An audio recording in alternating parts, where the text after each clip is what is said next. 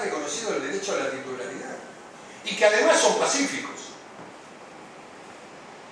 Son totalmente pacíficos, no forman parte de estos grupos foquistas, guevaristas que están instalados en la región. Digo, yo no creo en esta salida tan buena, porque el buenismo es otro de los problemas y de los males argentinos. Digamos, la visión del buenismo cultural, que también lo tuvo el gobierno anterior, de Mauricio Macri, del cual él está arrepentido de algunos hechos del buenismo, que yo califico como la contracara del populismo y el buenismo. Somos socialdemócratas buenos, vamos a ser los más prolijos, nos vamos a sacar la corbata, pero nosotros somos progres también, somos de derecha, pero no tanto. Bueno, este es uno de los problemas. Que llegó al gobierno anterior a sostener toda la estructura de planes y planeros y a hacer gigante a personajes oscuros, como este personaje Grabois, que se asusta de la fortuna de la señora. ¿Cómo? Después se arrepiente. Exacto. No se arrepiente porque le iban a tirar con un camión, porque iban a mirar la fortuna de él, que maneja 2.600 millones de pesos anuales y que es una multinacional de cartón. Les digo que en ciudades como Nueva York es la mafia la que organiza este negocio. Acá, en la ciudad, lo organiza Grabois. Digo, el buenismo es una categoría tremendamente negativa para la Argentina. Es otra categoría como el marxismo, el comunismo, el buenismo. Es la parte imbécil de la política, que ha permitido que los gerentes de la pobreza, los Pérsicos, los Grabois, hayan multiplicado su riqueza extraordinaria y el dominio sobre sectores humildes al amparo de la plata que ponía el gobierno de Macri, que ponía el 65%, porque además también el gobierno perdió la batalla dialéctica, además de haber perdido la elección. Después, si quieren, analizamos por qué se perdió la elección. Pero se perdió la batalla comunicacional, porque decían que Macri gobernaba para los ricos. Y era una gran mentira. Cuando uno analizaba la ley de presupuesto, que es muy importante analizarla, aun cuando el número del presupuesto está dibujado, para este año que viene proyectan $1 de 132 pesos. Y 32% de inflación. Bueno, eso es más que un dibujo, es una mentira extraordinaria. Este proceso está en evolución y el dólar está en 200 y la brecha cambiaria es del 100%. Y indudablemente todos tenemos la experiencia de haber vivido en la Argentina, todos sabemos por dónde se ajusta la economía, siempre por el dólar más alto. Nunca por el oficial o por el que quiere el gobierno, sino por el que está en el mercado. Así que no se necesita ser economista ni venir acá con un discurso económico para saber qué es lo que pasa con el país cuando ocurren este tipo de cosas. Todo termina mal, muy mal. Pero digo, gobernaba para los ricos y aplicaba el 65% del presupuesto a gasto de seguridad social, con una ministra de Acción Social muy buena. Muy buena, linda. Era realmente Mario Quintana, que era un hombre de la iglesia, muy comprometido, tenía un problema de culpa, había hecho plata, tenía el fondo de inversión Pegasus y manejaba Pharmacity, y los sábados y domingos iba a la villa a repartir alimentos porque calmaba su alma. Y entonces lo llevó a Grabois de la mano para que le den una mano para armar el esquema cartonero. En fin, lo que digo es que hay que tener alma, no lo voy a decir porque no quiero ofender a nadie, pero las emociones para gobernar la Argentina no cuentan. Estas almas bellas no pueden gobernar, de ninguna manera pueden gobernar, no pueden estar en ningún equipo de gobierno.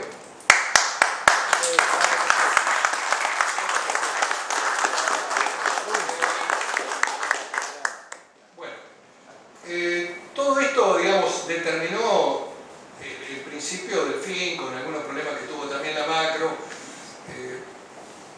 con la caída, digamos, del crédito privado, algunos hechos autoinfligidos también. Hoy el presidente está mucho más equilibrado, el expresidente está mucho más maduro. asumiendo también algunas cuestiones que tienen que ver con el armado de un equipo de gobierno. Yo hoy hablaba con un periodista que en Novarecio de mañana me hizo un reportaje. La oposición puede ganar la elección de medio tiempo. Probablemente repitamos el resultado porque el gobierno ha hecho todo mal y sigue haciendo las cosas mal. En la Patagonia van a perder por paliza desde Neuquén hasta Tierra del Fuego, como han perdido en la primaria.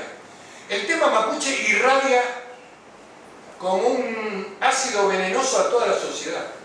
No es un tema de menor cuantía. Hay una sensación en la gente muy compleja frente a este tema. Y después la gran pregunta que hay que hacerse: ¿por qué están los montoneros viejos ahí? ¿Qué hacen algunos curitas bancando este tema cuando les queman iglesias? ¿Por qué el Papa dijo que la propiedad era un derecho secundario? Cuando nadie discutía de que la propiedad tiene que ser en función social, y eso está además recetado en la Constitución Nacional. Era un debate cerrado que lo había empezado Larrero Noval, una gran insignia que hablaba sobre la propiedad, la Iglesia y el concepto de propiedad privada, concepto utilitario, concepto de fin útil, fin social. Ese debate estaba saldado. De repente aparece Francisco y dice derecho secundario, subjetivo. Si el derecho secundario es un derecho del cual se puede prescindir de acuerdo a las circunstancias. Puede haber siempre objetivos superiores para prescindir de este derecho o para debilitarlo aún más. Se puede abrir camino a las ocupaciones ilegales. Esta retórica empezó con Grabois en un campo que era propiedad de la familia Echeverría. La justicia de Entre Ríos medianamente lo resolvió bien, pero si les salía se quedaban con el campo, de la mano de la hermana de Echeverría. Esto está ocurriendo en toda la zona de los bosques, en Neuquén, en Chubut, en toda la zona del lago Puelo, Esquel, y está ocurriendo en la cercanía de los hidrocarburos más importantes que tiene Argentina y de la minería. Y hay una visión que no es de mera reivindicación de la tierra, sino que hay una visión separatista, con actos de sabotaje y de terrorismo. Hay un reportaje que se le hizo al fiscal chileno, un apellido croata, Francisco Jubetic. El fiscal chileno, los mapuches se transformaron, está hablando de la Araucanía, él fue fiscal general en la Araucanía. Los mapuches se transformaron en una guerrilla rural que desafía al Estado. Y hace todo, hoy está como rector de una universidad, ya se retiró de la actividad judicial, pero hace todo un desarrollo. Este artículo creo que salió en Infobae, se lo recomiendo, y define claramente una actividad foquista terrorista. Y el otro día me invitó también Joaquín Morales Solán al programa para hablar de este tema. Y yo le obsequié el manual de acción de estos denominados mapuches, manual de guerra, que está copiado de la FARC. En realidad hay vinculaciones, por acá está Miguel Ángel Toma que me acompaña, y Miguel Ángel tiene también un desarrollo y también información muy precisa respecto a la vinculación de Reyes cuando fue eliminado por 2 misiles creo de 2 aviones americanos en la selva de Ecuador, en territorio ecuatoriano, y donde le tomaron los soldados colombianos le tomaron la computadora que fue desencriptada y aparecían vinculaciones ya de Reyes con Jones Warren. Y el manual es un típico manual de acción guerrillera. ¿Cuáles son las características de la acción? Bueno, la intimidación, el terror, el miedo, el sabotaje, la oscuridad, la noche, el incendio. Que esto sí es una cuestión ancestral como elemento purificador. El incendio. El incendio como el arma de la purificación, que es ancestral, que viene de Cafulcura, que viene, digamos, del Malón, viene de los que practicaron durante el siglo XIX y practicaban desde el año 1600 en Chile. Todo un conjunto de prácticas, además el ocultamiento, la cara tapada, la noche, hay que golpear y salir, hay que amedrentar a la población civil, típico manual, digamos, de desarrollo guevarista, que también lo utilizó Sendero Luminoso en toda la zona de la precordillera, porque hay un tufillo sendero. Digamos, es cierto que ha muerto el líder en una cárcel de máxima seguridad en Perú. Abigail Guzmán murió hace poquito, sigue viva la concubina, la mujer, que también está en una cárcel de máxima. Cuando hablamos de cárcel de máxima, los peruanos serán peruanos, pero no tontos. Es cárcel de máxima. Nunca pudo ver la luz del sol, Abigail Guzmán. Pero esa ideología de la cordillera y digamos la vinculación con los grupos de la guerrilla colombiana y de otros grupos, y también del ETA y del esquema Escarra y del esquema de la separación, está girando ahí en ese mundo. Entonces no es solamente un tema de reivindicación de tierra. Acá lo que hay, y aparece por primera vez en la Argentina, es la construcción de un Estado autónomo. Este es el temor, la preocupación que uno tiene. Y que creo que hay que además poner en descubierto. ¿Por qué? ¿Por qué están los viejos dirigentes montoneros bancando estos esquemas separatistas? Está Cirilo Perdía, el segundo hombre de Firmenich en la organización. 81 años tiene. Nunca terminan de hacer daño en la Argentina. Digamos, no hay ningún tipo de repaso histórico. ¿Qué están haciendo ahí? En la gremial de abogados que defienden a estos tipos. Junto con Vaca Narvaja, que vive hace 15 años en la zona y que conoce la zona profundamente, y a estos actores. Yo los conozco de cuando empezaron.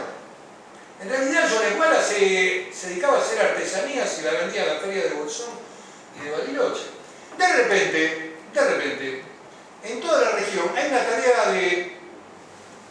Yo creo esto, y creo que hay algunos hechos que me hacen decir lo que digo. Ha habido tarea de adoctrinamiento y ha habido tarea, digamos, de preparación, digamos, de actividad insurreccional. El señor Grabois, antes de venir a la ciudad de Buenos Aires a ocupar la tarea esta de aglutinar a los cartoneros, estuvo viviendo en Ballino, que es un verdadero paraíso, que está ahí en el límite del Manso, no sé los que conocen esa zona, entre Bolsón, Villa Langostura, El Manso, está Ballino, un paraíso terrenal. Allí estuvo haciendo la tarea durante 4 años, dependiente de la ministra de Acción Social que tenía Cristina Fernández, que es la gobernadora actual de Santa Cruz, Cooperativa de Pueblos Originarios. Cooperativa de Pueblos Originarios. Grabois estuvo viviendo ahí con su mujer, con los chicos, un mundo idílico. Cooperativa de Pueblos Originarios. Cómo enseñar a organizarse los pueblos originarios en el marco de la cooperativa. ¿Qué estaban haciendo muchos dirigentes montoneros viviendo en Bariloche? Que es un lugar interesante desde el punto de vista de la aparición de algunos personajes a lo largo de la historia en Bariloche. Siempre aparecen ahí y viven siempre en la periferia. Bueno, ¿qué estuvieron haciendo durante 10, 15 años? Porque hace 10, 15 años que están dando vuelta ahí. Y hoy están vinculados con estos grupos y están asesorando a estos grupos. Y hay algunos que son más jóvenes que también se identifican como abogados montoneros. Todo esto está ocurriendo. Por supuesto que no hay tarea de correcta inteligencia desde el punto de vista de la seguridad, desde el punto de vista de los eventos, y el actual ministro dice que no son actos terroristas. Han quemado iglesias. Al señor Ojea, el obispo Ojea, buena persona, cuando el abogado, que yo lo conozco personalmente, es un abogado serio, comprometido y valiente de Bariloche, se llama el doctor Ernesto Saavedra, llevó adelante el desalojo, el juez le otorga el desalojo y por supuesto el abogado le informa a Monseñor que está la orden de desalojo. Había que efectivizarla y ¿de qué manera? Había que hacerlo con la policía de la provincia de Río Negro. Bueno, por supuesto que la iglesia, con esa visión de bondad que tiene y seguramente con algún teléfono que sonó, dijo no hagamos el desalojo violento porque puede haber algún herido. El grupo que estaba ocupando el lugar, ojo, la iglesia tenía instalaciones, comedor, cabañas para chicos. Durante más de 70 años muchos jóvenes fueron a Bariloche a conocer Bariloche en el verano, digamos, había todo un contenido también espiritual en esa presencia de todo el país, chicos pobres. Eso se extiende, digo, casi por 70 años, la presencia de la iglesia, propiedad de la diócesis de San Isidro, del obispo Ojea, que fue el que comandó la episcopal del hambre en la Argentina. Siempre el camino del infierno en la Argentina está abonado de buenas intenciones. Se decía en ese momento, porque había que derrotar a Macri, que era muy malo gobernando, según estos sectores, neoliberal, todo esto decían, y veían con mucha simpatía el proyecto de Fernández Fernández, que había hambre famélica en la Argentina, hambre famélica, y armaron la Comisión del Hambre, un grupo de obispos junto con otras figuras prominentes que no voy a nombrar. La pregunta es dónde está esta Comisión del Hambre ahora, pero no importa, dejémoslo ahí, como decía Bernardo, lo dejamos ahí. Lo que digo es que Ojeda dijo no al desalojo. Muy bien, uno hubiera esperado de estos sectores que ocupaban el predio una respuesta razonable. ¿Qué hicieron? Prendieron fuego a todo. Todo prendió fuego. Y pusieron la bandera mapuche en el lugar y siguen estando ahí. Ahora, todo destruido. Todo prendió fuego. El fuego como elemento de purificación. Entonces, bueno, para ir cerrando, no quiero abundar mucho, uno de los problemas que tenemos desde el punto de vista de recuperar las Fuerzas Armadas, que es el verdadero tema que hay que hablar aquí, primero saldar la historia. Me parece que el proceso destructivo, digamos, reivindicatorio de la etapa de derechos humanos, bueno, ese tema está cerrado. Hay que terminarlo incluso con detenidos que en ese momento eran muy jóvenes, la mayoría de ellos, hay más de 40 que todavía están detenidos, hay 836 procesos en marcha. Con los militares se inaugura lo que yo denomino el derecho penal objetivo en la Argentina, que es la extensión de la responsabilidad, no importa si estabas o no estabas en el lugar, sino por una cuestión de mando, digamos, de estructura y de orden jerárquico. Ese derecho penal, sostenido por muchos jueces de tribunales orales que eran avalados por los grupos de derechos humanos, que se convertían en héroes porque era fácil ser héroe en esta etapa final, estos personajes, bueno, hicieron cualquiera. Y hoy, como todo vuelve en la Argentina, todo vuelve, todo es circular en este país, también se extiende este principio de responsabilidad objetiva a los delitos de la administración pública. Porque estabas en el punto central, porque eras el presidente, porque deberías saber, porque te enteraste, porque conducías el área. Cuando el derecho penal es un derecho de tipo subjetivo, de autor. Para probar los alcances de una asociación ilícita y de que la cúpula, digamos, está comprometida en las acciones de los subordinados, hay un proceso muy complejo. Incluso la definición del 210 de la asociación ilícita por la Corte, en el caso Armas, donde estaba procesado y detenido Carlos Menem, creo que fue un fallo ejemplar en términos de lo que es la organización delictiva. Y no se comprende nunca el accionar del Estado como un Estado delictivo. En fin, tampoco me quiero extender mucho sobre ese tema. Hay que recuperar las Fuerzas Armadas, hay que saldar la historia, ¿saben lo que dijo la señora Carlotto respecto a estos muchachos de la cordillera? Que nos van a ir a ayudar. Increíble. Nunca van a dejar de hacer daño. Jamás. Está todo dado vuelta. El día del adelantar lo cerró Bonafini. Extraordinario. Pero se moría de nuevo. ¿Qué tiene que ver Bonafini con la historia del peronismo? A ver, y Vudú, que estaba también ahí de paso, estaba en el palco y tomó el micrófono. Y Baradé, que también estaba ahí en el palco. Estará tan débil el presidente que ni maneja el palco. El único secreto que a mí me enseñaron en mi militancia política en el peronismo era que cuando uno organizaba un acto tenía que manejar el palco, quién subía, quién era el locutor y quién hablaba. Elemental. Bueno, no nos salgamos del tema. Lo que digo es, hay que recuperar las Fuerzas Armadas. Toda la línea de Fortines ha sido debilitada, digamos, lo que fue la del siglo XX, la presencia del ejército, la presencia de la marina en el mar, la destrucción de la fuerza aérea. Bueno, todo esto requiere de procesos de cambio presupuestarios. Nunca se ha cumplido con la letra del presupuesto tampoco. Hoy está en 0,75. 0,75. Miguel Ángel me decía 0,97. 87. No llega. Bueno, y habría que ver qué recurso permanente tiene la Argentina también para hacer algo parecido a Chile con el cobre. Hay que recuperar el equipamiento y hay que recuperar el salario. Hoy los salarios de los profesionales militares, que son de jerarquía y que además siguen en las Fuerzas Armadas por un espíritu patriótico y por una actitud de compromiso con el país, realmente, porque la verdad que la motivación salarial, un general cobra menos que un empleado judicial intermedio. Un empleado de la justicia argentina que no trabaja desde hace 1 año y medio en esta pandemia cobra más que un general. Estas son las distorsiones. Recién ahora ha habido un proceso de actualización con los fondos no remunerativos. Bueno, todo esto ustedes lo saben. Ha mejorado un poco el tema de retiros, pero tampoco es la solución. Hay que ir a buscar una reparación integral del salario para sacar a los oficiales jóvenes de la pobreza. Están en zona de pobreza. Casi un plan. O un poquito más que un plan. Y hay que recuperar el equipamiento, porque estamos liquidados como Fuerzas Armadas si no tenemos equipamiento. Ni proyectiles hay hoy. Hay que recuperar también todas las capacidades tecnológicas de la Argentina que las tiene. Hay proyectos que se remontan a la estrategia defensiva misilística como el Tronador 1 y el 2. Está Baroto por ahí dando vueltas sin recursos.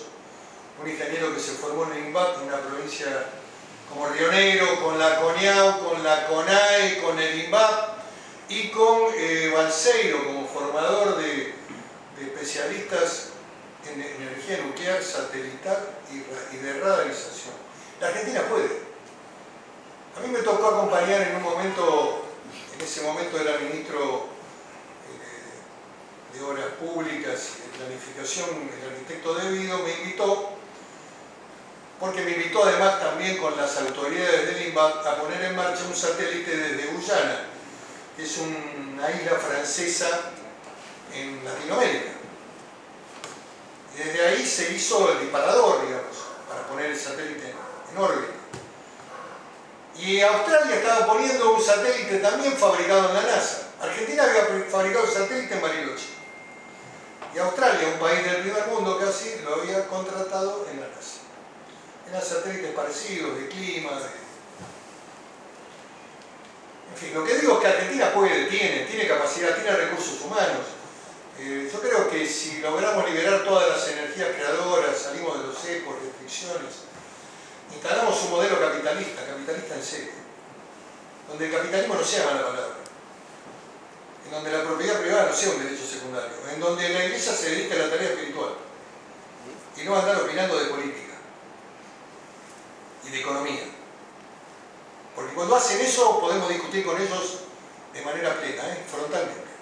Ahora, cuando el mensaje es espiritual, es irrebatible, es el dogma, eso no se discute. El Papa es mucho más fuerte hablando del espíritu que hablando de economía o hablando de salario universal y de reducción de la jornada laboral. Al contrario, cuando dice que el mundo del trabajo es bueno, eso es una ayuda imprescindible, impresionante. Si hablara de la unidad nacional y hubiera venido la Argentina, hubiera sido algo muy importante para el país. En el Vaticano hay muchos secretos. Uno de ellos es por qué Francisco no vino a la Argentina. Y también lo dejamos ahí.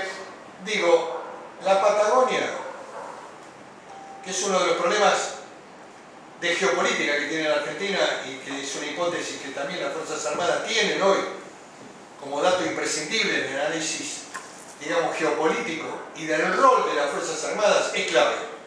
También es clave la frontera norte y también es clave el centro del país con el narcotráfico avanzando en las grandes urbes y en el conurbano de una manera depredadora que destruye todo. Con un crecimiento poblacional de casi 20 millones de argentinos que viven en el conurbano. Cuando hagamos un censo más o menos bueno, nos vamos a dar cuenta del desastre que significa la construcción demográfica del conurbano bonaerense en términos del país. La Patagonia tiene el 5% de la población argentina. Si tenemos 40, tenemos 2 millones. Si tenemos 37, nos llega a 1.600.000. Población blanca, muchas de ellas de origen europeo. Ha habido aumento de la marginación en la periferia de grandes ciudades como Bariloche, Neuquén y Comodoro, con mucha migración interna provocada por intereses políticos, interna del conurbano, que fueron llevados a Bariloche, a Comodoro, para dominar el escenario electoral. Pero en general, la población, que no llega a 1.700.000 habitantes, 55% del total del territorio argentino. Cuidado con la Patagonia, que es muy apetecible. En un mundo complejo, un mundo muy difícil. ¿Qué hacen los montoneros en la Patagonia? Hay una teoría inglesa, hay una sede en Bristol, pero no los veo en ese palo. Los veo más cercanos a una visión más chica de la historia. Ojalá me equivoque. Ojalá sea solamente, como me dijo ese periodista, una mera reivindicación de tierras ancestrales. Ojalá no haya un proyecto en desarrollo de cara a la ocupación plena y total de la Patagonia por alguna potencia importante, internacional, porque además lo que está en juego es la proyección a la Antártida, lo que está en juego es el control del mar Atlántico, lo que está en juego es la atención de las superpotencias sobre el esquema de salida sobre la región sur del mundo y también el paso del estrecho y la proyección a la Antártida. Eso está en juego. Eso es lo que hay que empezar a imaginar con un poquito más de trabajo de hipótesis y también de investigación y también de inteligencia. Con esto terminé. Muchas gracias.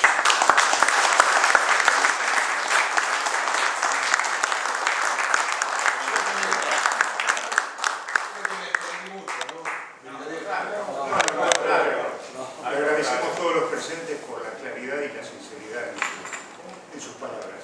Yo creo que podemos hacer 2 o 3 preguntas. Bueno, como no, y pasa al otro lado, me está esperando. El lugar. León, la primera. Sí, yo, tengo anotadas 6 preguntas de los distintos, pero... Tranquilo. Pero las ha hecho todas el propio...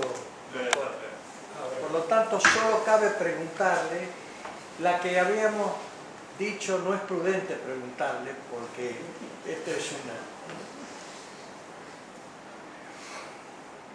El general San Martín no pudo completar su epopeya porque un conflicto interno en el Río de la Plata, articulado también por el hermano de Carreras, impidió que el directorio lo proyectara. El 9 de julio, con toda claridad, habla de la soberanía nacional y de no permitir ninguna sujeción a las dominaciones extranjeras. El peronismo toda su vida se jactó de las 3 grandes banderas: soberanía nacional, independencia económica, justicia social. Y usted acaba de decir, y me permite a mí preguntarle, ¿en qué momento perdió la conciencia territorial el peronismo? Bueno, le voy a decir algo muy... A mí me sorprende mucho también el pensamiento de la vicepresidenta. Porque si hay algo... Yo he vivido en la Patagonia desde el año 77. Yo llegué, trabajé en Sierra Grande y estaba la empresa Hierro Patagónico de Sierra Grande, una empresa que dependía de fabricaciones militares. Era un proyecto originario en la etapa de Frondizi, que luego también desarrollaron los distintos gobiernos militares, que tenía como objetivo la producción del hierro nacional para la defensa en función de las hipótesis de conflicto que Argentina tenía con Chile y con Brasil. Era muy costoso, era subterráneo, pero había que tener hierro propio para la siderurgia argentina. Bueno, ese proyecto después, con la resolución de los problemas tanto de límite como el acuerdo con Brasil, a través del Mercosur, se dejó sin efecto. Ipazán quedó cerrada en la época de Menem. Pero el patagónico, el que ha vivido en la Patagonia, acá me acompaña Jorge Franco también, que su padre fue gobernador de Río Negro, los que hemos vivido y los hijos que han nacido nuestros en la Patagonia, tienen una adhesión a la tierra y a la soberanía. A mí me extraña mucho esta ligereza con la que analizan estos temas de parte del gobierno. No de Fernández, porque Fernández indudablemente es un porteño y tiene una no comprensión tal vez de este fenómeno, pero sí de la propia vicepresidenta, que ha vivido en el sur profundo, en el Río Gallegos, mucho tiempo, y en donde la tierra y la soberanía son valores, casi digo, que definen la personalidad de un político. Por eso el gobierno ha perdido de manera catastrófica en toda la Patagonia. En Neuquén salieron terceros, en Río Negro terceros, en Chubut terceros, segundos en Santa Cruz y en Tierra del Fuego, y perdieron en La Pampa. Que La Pampa, en una avivada de los gobernadores pampeanos, se metieron dentro del núcleo patagónico. No son patagónicos, son pampeanos, pero bueno. Pero también se dicen patagónicos. Yo creo que la Patagonia empieza al sur del río Colorado. Pero bueno, digamos que también perdieron. Y perdieron ahí los dos senadores. Y probablemente pierdan los dos senadores en Chubut.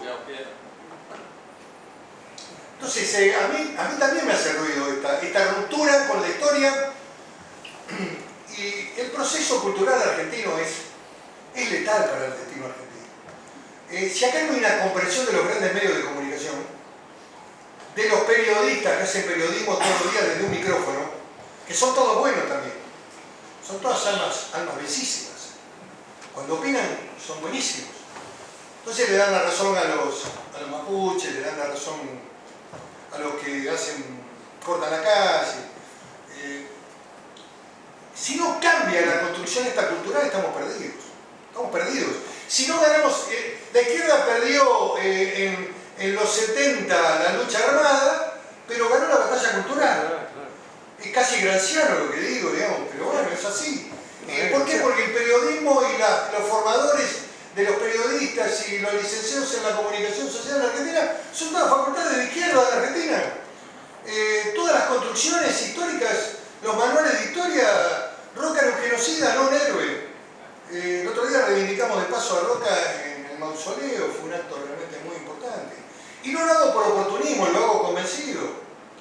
Roca es el creador del Estado moderno, del Ejército Nacional, de la soberanía territorial. Cuando empezó su gobierno, la Argentina tenía la mitad del territorio. Cuando terminó su segundo gobierno, Chile aceptó el Tratado de Paz, que definió claramente las altas cumbres y el mar Atlántico como propiedad de la Argentina.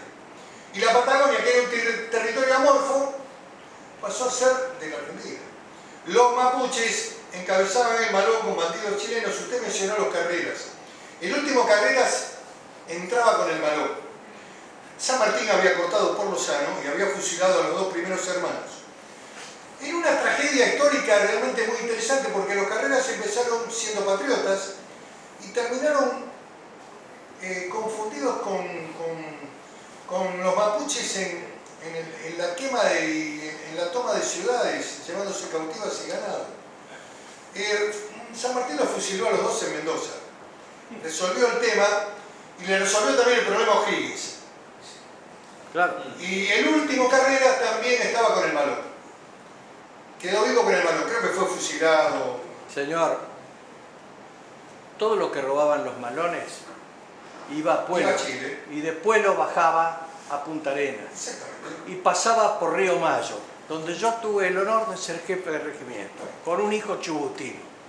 Desde el principio está Inglaterra, los intereses ingleses. Probablemente. Bueno, hay una filial de ONG que, digamos, ayuda, financia estos grupos, que está en Bristol. Digamos, hay una posible teoría que puede venir por ahí, donde usted sabe bien que la construcción de Estado tapón siempre fue una lógica inglesa. Cuando analizamos qué pasó en la guerra con el Brasil y surge el Estado independiente de Uruguay, que era una provincia nuestra, bueno, uno se da cuenta cuál es la lógica inglesa, de la división y la fragmentación territorial, de lo que eran las Provincias Unidas del Río de la Plata, digamos, una potencia que desequilibraba Latinoamérica. Era muy importante lo que iba a ser el territorio de las Provincias Unidas. Se podía haber llamado Argentina o... Lo que digo es que la creación del Estado uruguayo es consecuencia, digamos, de la guerra con Brasil, de la mala gestión diplomática, del Tratado García, el Tratado de Paz, letal para los intereses argentinos, que concluye también con el fusilamiento de Dorrego, donde empezaron los verdaderos problemas de la guerra civil argentina. Pero bueno, comparto su visión. Puede ser. Puede haber ahí también, y de hecho lo hay, porque están las ONG que financian estos grupos. Están ahí, están en Bristol, en las proximidades de Londres. Es una localidad de Inglaterra, una ciudad de Inglaterra. Ahora, también no hay que desconocer la presencia china en Patagonia, en Neuquén, con la base china, que no se sabe qué es lo que hay ahí. Nunca nadie abrió la puerta. Y después la importancia china en el mar Atlántico, Uruguay, lesionando también los intereses argentinos y en el Mercosur, está preparando un puerto en Puerto Carrero, que va a ser el puerto de equipamiento y de reparación de los barcos chinos que van a destruir el mar argentino. Ya lo están haciendo. Ponen la factoría en el punto 201 y pescan en la plataforma submarina. Yo he tenido oportunidad de venir en un avión desde Tierra del Fuego. No veníamos a gran altura, por tanto a gran altura cuando uno viene en un avión importante, en un avión de LAN o de aerolínea, no la ve, pero cuando viene en un avión más chico, el mar es una avenida iluminada. Lo vi yo, nadie me lo contó. Es una avenida iluminada con pesqueros que están pescando sobre la plataforma. Y no hay actividad de la marina. Un día la marina hundió un barco y hubo casi una represalia de parte de China. Lo que digo es que tenemos que recuperar la presencia de la marina en el mar Atlántico y también de la Fuerza Aérea. Y creo que hay indiferencia y creo que también hay negocios. Doctor, quedan 3 preguntas cortas. Hacemos las 3 en una. Las preguntamos y yo contesto. Doctor, ¿qué opinión le merece la instalación de zona franca ahora en Santa Cruz? La verdad que, digamos, esos puertos abiertos lo que favorecen, como en Tierra del Fuego, son actividades económicas fuertemente subsidiadas, sin pago de impuestos, que terminan importando productos chinos, en fin, es toda una lógica basalada, digamos. Basalada no es amor. Modelo boliviano-peruano, droga, prostitución, trata de personas y venta de productos chinos que vienen de contrabando. ¿Usted quiere un diagnóstico más concreto? Le invito un día a la noche y vamos a la salada. No, gracias. Señor. Soy Carlos Enrique Alsina, pertenezco a la Asociación de Veteranos de Guerra contra el Terrorismo. Yo no soy un alma pura y no quiero ser antipático, pero tampoco quiero ser excesivamente simpático. Es decir, no quiero ser hostil, pero tengo que reclamarle a usted. Yo tenía 19 años cuando diputados, senadores, políticos parecidos a usted, recibí la orden de ir a combatir el terrorismo. Hoy tengo 22 compañeros con prisión perpetua. Teníamos 19, teníamos 20 años. Hay 1.700 camaradas presos.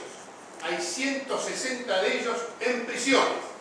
Casi 700 muertos en domicilio o en prisión. ¿Usted cree realmente que con equipamiento, con mejores salarios, se va a recuperar el espíritu de las Fuerzas Armadas? Yo tampoco voy a ser simpático con usted. Yo no estaba en el Congreso cuando le dieron esa orden. Claro, sí. Y me hago cargo de lo que hice y de lo que no hice. Y siempre tuve una visión, hay muchos oficiales del Ejército y de las Fuerzas Armadas que me conocen. No voy a reivindicar lo que hice ni lo voy a mencionar, pero siempre traté de colaborar dentro de un escenario altamente complejo en la construcción del relato argentino, de qué es lo que se construyó, de lo que se construyó en términos de la comunicación y de los medios, de esa etapa muy compleja también para las Fuerzas Armadas. Yo nunca estuve en la guerrilla, nunca, y los vi, y los conocí, porque era estudiante en esa época. Y los conocí, los vi en La Plata, cómo reclutaban, jamás estuve, yo no estuve nunca en ese paro. Tengo una visión muy crítica sobre la visión montonera de la historia, nunca firmé un documento de reivindicación de 50 años de la Guerra Civil Intermitente, como hicieron algunos que son embajadores. Ni me junté con Santucho, ni con Perdía, ni tampoco creía en lo que decía Bacanarro. Que yo no tuve la oportunidad de ser gobernador de la provincia, pero que algunos que fueron compañeros míos lo nombraron funcionario en la provincia de Río Negro. Lo que le quiero decir es que esa etapa histórica hay que cerrarla, hay que saldarla. Y yo creo en la Argentina que hay que saldarla con una ley de punto cero, empezar de nuevo. Ahora, lo que importa acá también es construir el futuro. Las Fuerzas Armadas de hoy no tienen nada que ver con las de esa etapa. Los oficiales hoy, y muchos de ellos no tienen ningún vínculo con esa etapa. Por supuesto que yo no estoy de acuerdo con esta justicia que se le aplica a los narcos y a los asesinos, que le computan la edad o cuando tienen algún problema médico lo sueltan como en el COVID, y para los militares nada. Yo no estoy de acuerdo con eso. Yo también lo he dicho eso, de que habría que tener una construcción humanitaria. También el Papa debería haber planteado una construcción humanitaria para los que tienen 80 años y están presos. Yo no estoy de acuerdo con eso. Ahora, yo creo que hay que construir un modelo de salida del futuro, con Fuerzas Armadas modernas, con capacitación, con recursos, con jerarquización salarial, una visión de país. Yo tengo una visión de país, producto de mi experiencia, de mi mala experiencia, de mis errores y de mis aciertos, de mi visión política, de haber sido intendente, haber sido diputado nacional, senador, de comprender y conocer la Argentina y el mundo. Porque también viajé y porque también pude ver que los países que crecen son los países capitalistas. Son los países que respetan las reglas del mercado, son los países que respetan las libertades públicas, la democracia. Esos son países que crecen. Ningún país oscuro, rezando con curitas rezando, va a salir de la miseria y de la marginación. Entonces, bueno, yo entiendo su dolor, hasta puedo comprenderlo, no tuve, ojalá pudiera tener la oportunidad de gobernar la Argentina. Y le voy a decir algo, estoy intentando construir una propuesta que no es el peronismo republicano, es una propuesta de centro-derecha, no le tengo miedo a la palabra derecha. Centro-derecha, con un plan de gobierno, con ideas claras respecto a muchas cosas que están en debate en la Argentina y que quiero exponer ante la sociedad, dentro de la coalición opositora. No tengo una visión socialdemócrata, no la tengo. Y creo que la verdadera discusión de la coalición opositora de Juntos por el Cambio, que puede ganar una elección de medio tiempo, es cuál es el futuro y cuál es la propuesta para la Argentina. ¿Qué es lo que quiere hacer con el país? Porque, a ver, para ser socialdemócrata más prolijo, nos quedamos con esto, que son de izquierda, no tiene ningún sentido.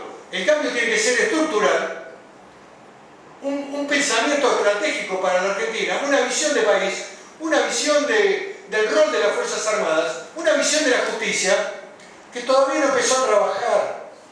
Hace 1 año y 10 meses que la justicia está en cuarentena. Tengo mi estudio en la calle Paraná. No camina nadie, antes tiene un mundo de gente hasta las 5 de la tarde. Están todos de cuarentena. Cuarentena, interminable cuarentena. Nos fundieron a todos. Había problemas económicos, lo agravaron totalmente. La imbecilidad argentina, las emociones argentinas, el 80% de la imagen positiva de este presidente, todos los medios colaborando con la cuarentena, todas las empresas argentinas que trabajan para el país hacían videos diciendo qué bueno es estar en casa, quédate en casa. Había chicas lindas haciendo gimnasia al lado de una pileta, cuando la vida para mucha gente pobre empezaba cuando salían de la casa y cuando iban a vender alfajores a un tren o salían a hacer changa en la construcción. Tuvimos 10 meses para empezar la obra pública, 12 meses para la actividad privada de la obra. Muchos intendentes que compraron el boleto completo. No se podía salir a caminar a la calle.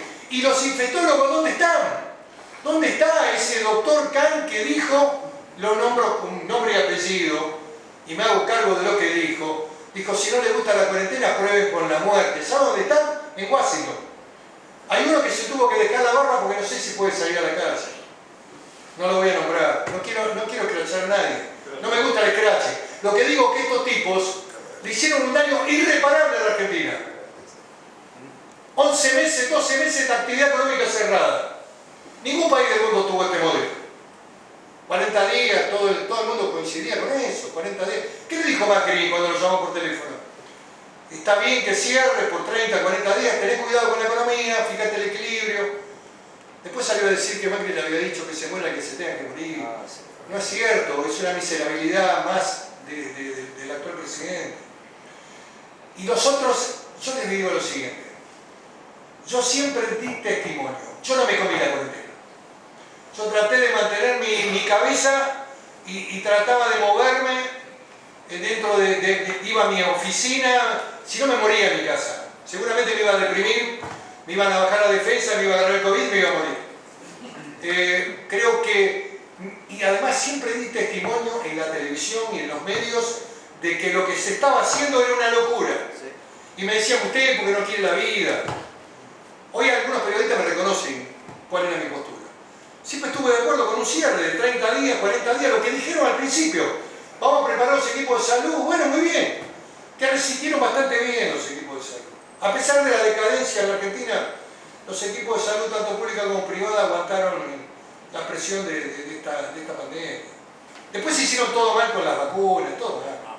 Todo mal. No vale la pena seguir hablando de este tema, pero la lógica argentina de las emociones, la lógica de los medios de comunicación, también los medios hicieron presidente a Fernández Fernández. A ver, los grandes medios hicieron presidente a Fernández Fernández. Era bueno, Fernández el moderado, yo lo vi en el mal. Venía Fernández el moderado y la señora iba a tejer batitas para la nieta. Esta fue la construcción de los grandes medios en la Argentina, que la creyeron. Bueno, la realidad siempre puede más. El poder nunca estuvo en el presidente. Nunca podía haber sido presidente. La anomalía institucional que se estaba desarrollando se hizo al amparo de los grandes medios de comunicación y de toda la televisión argentina. Nunca apareció ella, aparecía con un librito llamado Sinceramente, de vez en cuando, y Alberto era el moderado y bueno. Bueno, esto es lo que pasa también en la construcción comunicacional en la Argentina. Algunos compraron la tercera vía. Yo me reuní con muchos medios y dije, la tercera vía la mandaron, muchachos. Está agotada, está terminada la tercera vía, no hay tercera vía en Argentina. Como no hay tampoco expresiones por derecha y por izquierda, digamos, acá hay dos grandes coaliciones y nosotros tenemos que armar una coalición más grande para derrotar este modelo que es del pasado, que tiene una visión cubana de la historia. Todavía sigue gravitando Cuba en la Argentina. Todavía hablamos de Cuba en la Argentina. Uno cuando va, yo fui a Cuba, tuve la oportunidad de ir una vez sola en un viaje institucional. Es una pobreza infinita. Infinita la pobreza. Nadie sabe de qué trabajan los cubanos. Ese es el modelo de la pobreza y de la uniformidad de la pobreza. Tal vez en algún lugar del Vaticano alguien piense que es bueno ser como eso. O como Venezuela, que era un país petrolero, una democracia moderna y se convirtió en un lugar que ni produce petróleo. Tiene que importar petróleo. Estamos a 5 minutos. La última pregunta, capitán Páez. Doctor, bueno, como dijo el brigadier, yo soy capitán de la Fuerza Aérea, soy veterano de la guerra de Malvinas y también de la guerra anterior. Señor, señaló. Me alegro de haberlo escuchado. Me alegro mucho. Y tengo la pregunta que es la siguiente. Aparte de la cuestión de recuperar las Fuerzas Armadas a través del equipamiento y salarial, yo creo que es necesario volver a instalar, a que tenga vigencia el Código de Justicia Militar. A mí me pidió él, el ministro de Defensa de Macri, cordobés, Aguanta. Oscar Aguad. Sí, pero no se animaron. No se animaron a plantear. Yo le La pedí a modificación la él, hizo Zaffaroni. Colocar a todos los militares debajo de la justicia civil. Bueno, le pedí que si quiere hicieran algo, lo presentaran, que lo metieran al tema. Y que, Nunca lo pusieron. bueno, ¿Qué opina usted de eso? No, yo estoy de Porque acuerdo. sin código las Fuerzas Armadas también están... Además porque hay delitos de naturaleza militar que deben ser Claro, juzgados. Por la cuestión de mando y de subordinación que tiene que tener una fuerza. Esa es Pero mi- bueno, estoy de acuerdo, coincido con eso. Y estas fueron las reformas que se hicieron al calor del esquema ultragarantista zafarriano, que permitió que liberaran a más de 10.000 delincuentes peligrosos al inicio de la pandemia con el argumento del COVID. 10.000 delincuentes, no se sabe el número, yo creo que mucho más. Porque esto fue replicado en todas las provincias por las mismas justicias provinciales. En la provincia de Buenos Aires deben haber liberado arriba de 5.000. Con un fallo de un juez de apellido Violini, que estaba solo en la Cámara de Casación. O sea que resolvió él solo lo que debería resolver un tribunal colegial. Una cosa demencial. Pero bueno, esto pasó. Esto ocurrió. Yo creo que tenían un compromiso político porque todos votan.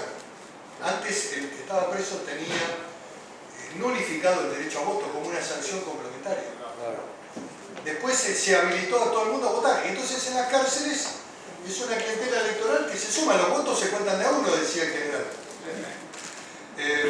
Pero ahí ganan. Ahí ganaron 80-20. 80-20 ganaron en todas las cárceles de Argentina, 80-20. Bueno amigos, Bueno,